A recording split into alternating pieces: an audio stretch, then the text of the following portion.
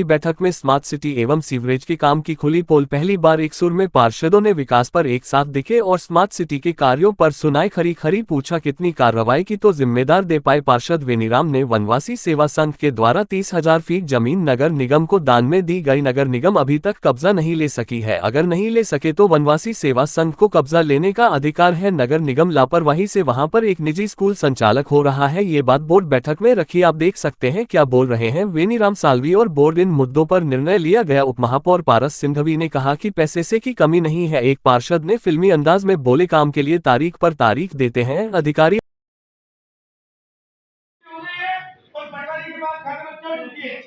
उसके बाद शिक्षा विभाग को शिक्षा उप निदेशक माध्यमिक उदयपुर को पत्र दिया गया। वनवासी सेवा संघ द्वारा नगर निगम को दिए गए जमीन में संचालित गांधी बाग विद्यालय मंदिर अन्य विद्यालय में वेतन व्यवस्था के संबंध में नगर निगम द्वारा निर्माण शाखा से लेकर गया। आज तक निर्माण शाखा ने कभी दबा के रखा है बात को। सेकंड कार्यालय जिला शिक्षा अधिकारी माध्यमिक उदयपुर मंडल द्वारा पत्र दिया गया। जिला शिक्षा अधिकारी माध्यमिक प्रथम उदयपुर जिसे गांधी बाग विद्यालय मंदिर उच्च माध्यमिक विद्यालय के छात्र अन्य विद्यालय में स्थानांतरित करने के संबंध में ये लेटर पहले शिक्षा विभाग को दिया जा चुका है। 30,000 स्क्वायर फीट शौचालय बनाने के लिए आधुनिक खेमपुरा चौराहे के लिए मैं नगर निगम से कहना चाहता हूँ 30,000 स्क्वायर फीट अगर आपको नहीं लेनी है तो पुनः सेवा वनवासी सेवा संघ को दे दीजिए। अगर आप नहीं ले सकते तो कार्य हो रही है क्या सेटिंग है वो स्कूल खाली करा।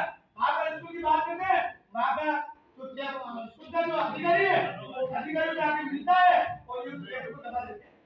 क्या नगर निगम 30,000 स्क्वायर फीट की जमीन लेने की इच्छुक नहीं है? आप 10 करोड़ रुपए की जमीन है आपको फ्री में मिली है और दोनों की रजिस्टर है और खाते में जमीन चल चुकी है फिर उसको आप जमीन नहीं ले पा रहे हो।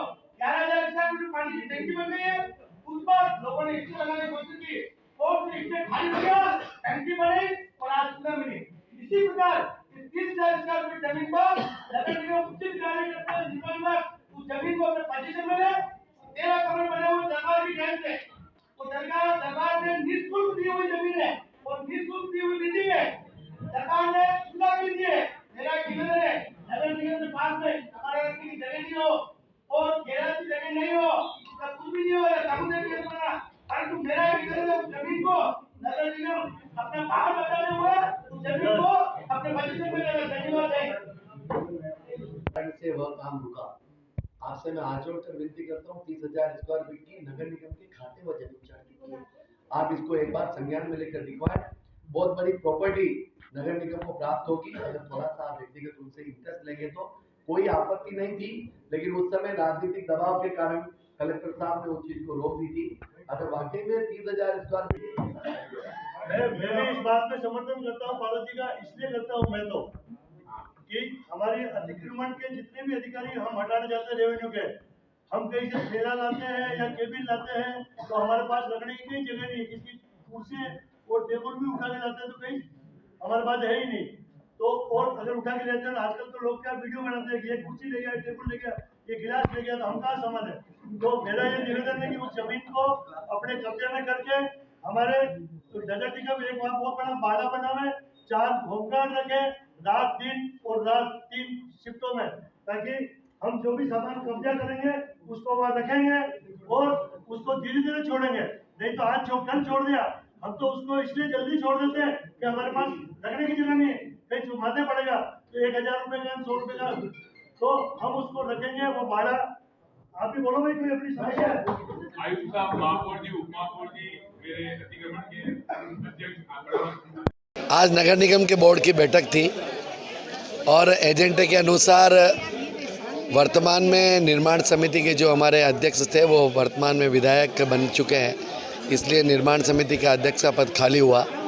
सबकी राय के अनुसार आशीष कोठारी जो भवन अनुमति समिति के अध्यक्ष थे उनको निर्माण समिति का अध्यक्ष दिया गया और जो भवन अनुमति समिति के अध्यक्ष थे खाली पद हुआ उस पर हमारे भंवर सिंह जी देवड़ा जो गौशाला समिति के अध्यक्ष थे उनको बनाया गया और गौशाला समिति के अध्यक्ष जो भंवर सिंह जी थे उनकी जगह हमारे जो सचेतक भाई श्री मोहन जी गुजर को बनाया गया।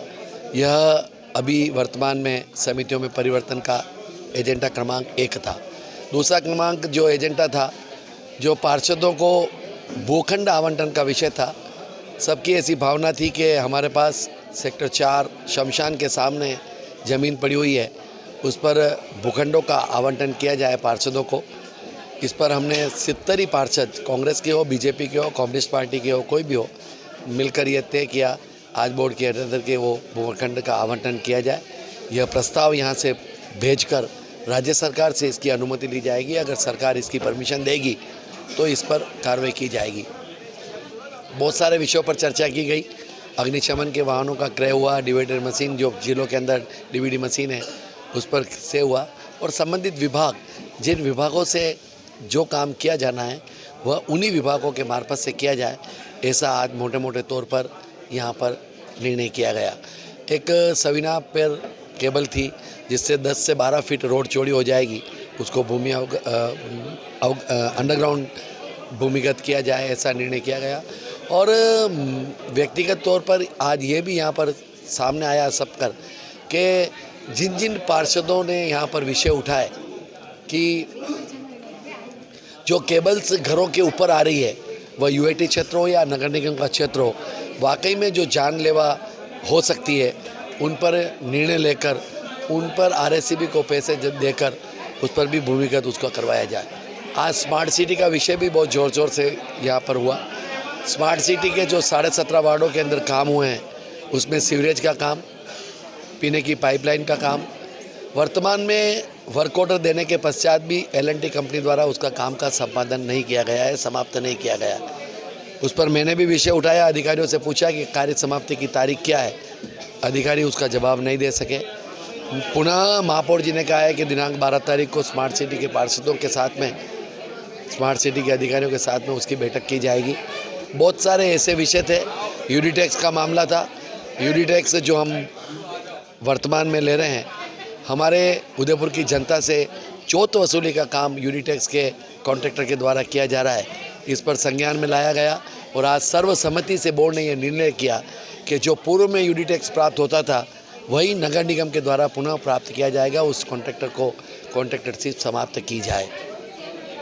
मैं आपके चैनल के माध्यम अरमानों के साथ में बनाई, और जो सेक्टर 4 का जो 137 करोड़ रुपए का काम था उस पर भी बहुत सारी कमियां हैं, उसे कंप्लीट किया जाए। गोवर्धन सागर पर जो 17 करोड़ रुपए का वर्क ऑर्डर दिया गया स्मार्ट रोड, उस पर भी कुछ कमियां हैं, उसको किया जाए। और स्मार्ट सिटी के मार्फत से जो क्षेत्र अछूता रह गया उसको शीघ्र पूरा किया जाए। और अलग क्षेत्रों के अंदर जो स्मार्ट सिटी के अलावा जो 17 वार्डों के अलावा जो पार्षद है उनके क्षेत्र में भी प्रायोरिटी के आधार पर डेवलपमेंट का काम किया जाए। पैसे की हमारे पास कोई कमी नहीं है। हमने महापौर जी से भी निवेदन किया है, अब खुला मन रखकर, क्योंकि चुनाव नज़दीक है नगर निगम के और लोकसभा के, खुला मन रखकर पार्षद की अनुशंसा के आधार पर उन क्षेत्र में डेवलपमेंट का काम किया जाए, ऐसा इस बोर्ड की बैठक के अंदर प्रस्ताव। निश्चित रूप से सीवरेज के कामों के अंदर सुधारना बहुत अत्यंत आवश्यक है। घरों के बाहर सीवरेज बहुत उफनती है, घर में जाना भी दुर्लभ हो जाता है। इस पर भी कार्रवाई की जाएगी। और 12 तारीख को जो बैठक की रखी गई है, मैंने ये भी कहा कि सीवरेज के किले खोद जाता है और उसके बाद 6-6 महीने तक वो रोडें नहीं बनती है, यह वाकई में दुर्भाग्यपूर्ण है। इसलिए भी ऊपर संज्ञान लेकर निश्चित रूप से कॉन्ट्रैक्टर को पाबंद करके काम किया जाए। और यूआईटी क्षेत्र है या नगर निगम का क्षेत्र है, मेरा ऐसा कहना है, अगर नगर निगम का पार्षद बनता है और यूआईटी उस क्षेत्र के अंदर काम नहीं करती और पब्लिक वहाँ पर रहती है, उस क्षेत्र के अंदर भी विकास कराना अत्यंत आवश्यक है। पार्षद जब चुनाव लड़ा तब उसने ये नहीं कहा कि मेरा यूआईटी क्षेत्र है। पार्षद जब चुनाव लड़ा तो उसने ये कहा कि मैं आपका विकास कराऊंगा।